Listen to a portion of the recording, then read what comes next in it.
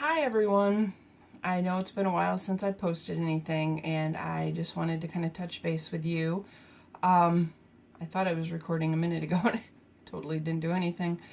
I had mentioned earlier that life had thrown us some changes, so last couple of weeks has been just adapting to those changes, and I'm usually the one who instigates change. I'm usually all for it, and going forward with, yeah, let's do it, and this is what we should do, and let's but when change is kind of brought on unexpectedly, it's a little more difficult to do that. So I've been kind of struggling a little bit to go with the changes and go with them with a good attitude, and I appreciate the struggles that everybody goes through when suddenly something that you weren't expecting happened, and it's work to try to keep a positive attitude and see it as something good or better is coming, instead of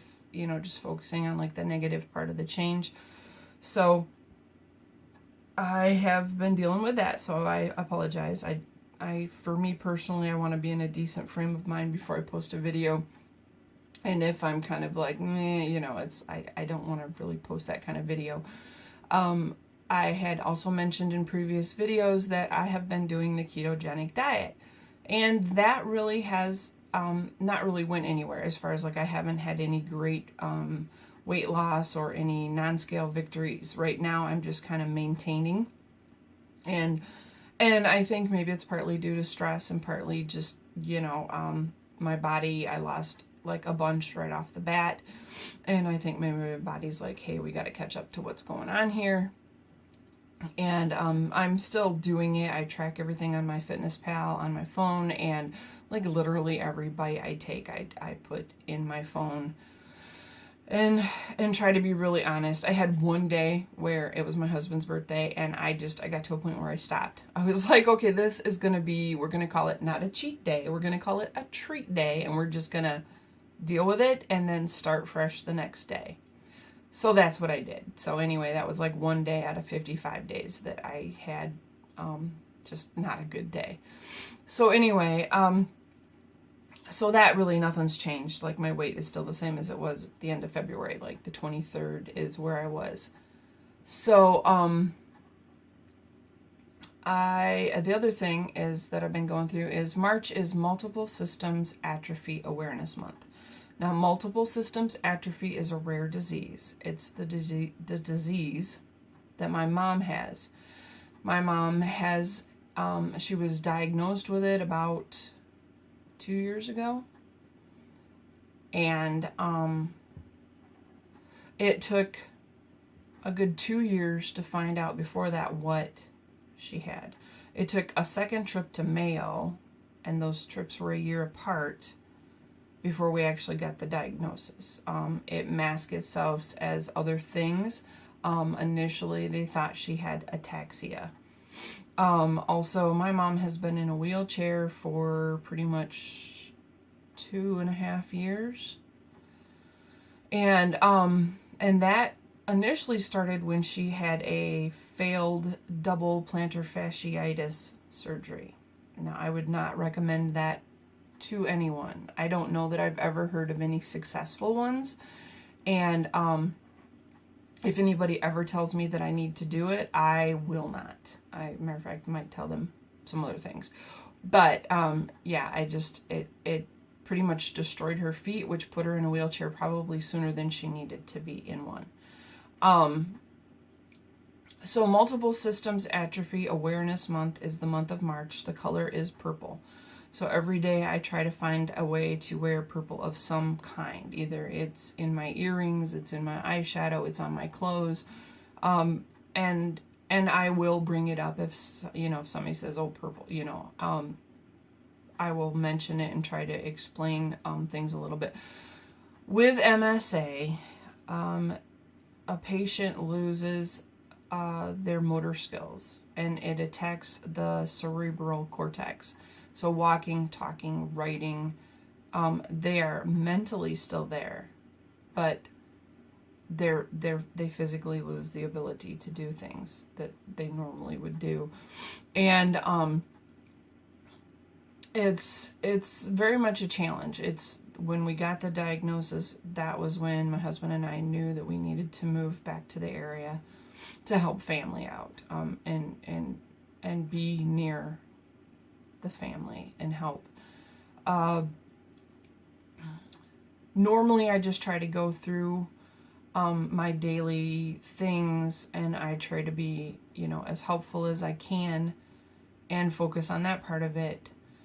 With Multiple Systems Atrophy Awareness Month, I have several different groups on my Facebook feed that I try to share, and so it's in my face every day of the month.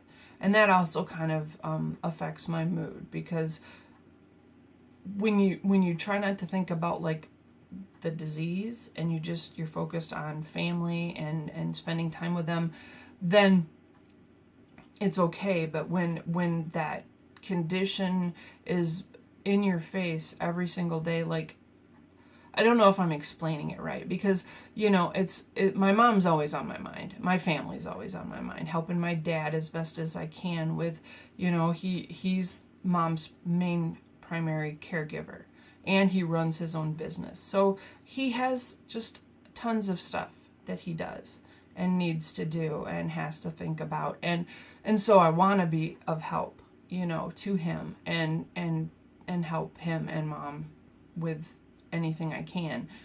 But you're focused on the helping, and you're not focused on like why. So with this March being this MSA awareness, the why is like constantly smacking me in the face, and so that affects my mood a great deal. And I kind of lost it on the previous one I thought I was recording, so I'm going to try not to lose it here. But it's really difficult to watch someone you love lose the ability to do things. And it makes you really appreciate, even in dealing with pain, like I've been dealing with back spasms all weekend, and it's been a month since I've had to deal with them, so I think I still need to work on strengthening my core muscles, because I thought maybe I had gotten past them. But it still makes you appreciate the ability to get up and walk, even if there's terrible pain, to still be able to do that, to still be able to, and it's a challenge for my mom to get up. It's a challenge for her to get in and out of her wheelchair. It's work for her to go to the bathroom. It's work for her to get into bed, get out of bed. And she still does it. But with this awareness, I was trying to share this awareness, because medical people don't know about it. Doctors don't know about it. Emergency room people do not know about multiple systems atrophy. So when you take someone to the doctor for a completely unrelated situation, they go off on a goose hunt on her symptoms that go with the condition instead of what you're really there for. And then they don't want to listen to you when you try to explain. Let me take that back. Some will listen to you.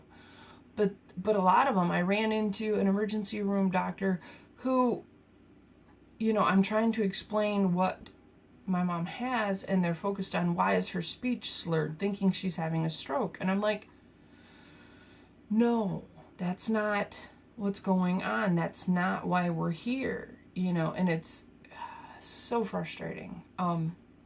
So trying to raise awareness so that people aren't completely in the dark when you say somebody has this.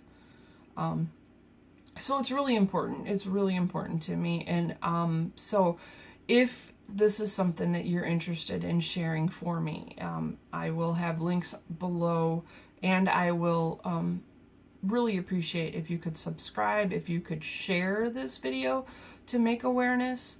I'm not the only person in the world who has a loved one who's dealing with this. And while it's rare, it's still out there. And if people were more aware of it, we would catch it sooner, and maybe be able to come up with therapies. And maybe with more awareness, we could get some more research to find a cure, because right now there isn't one. There isn't one. And it's devastating. So anyway, if you could please share information, research it a little bit if you could, cause awareness. I don't know. Anything you could do to help to share this information would be really awesome. And I'm going to stop now because I know this is super long anyway, and hopefully my next video will be a little bit more cheerful and encouraging and upbeat. But for right now, just keep looking for the silver lining. It's all we can do. It's real life. Some parts aren't good. Some parts are wonderful. And we just got to keep doing the best we can. Have a great day. Thanks.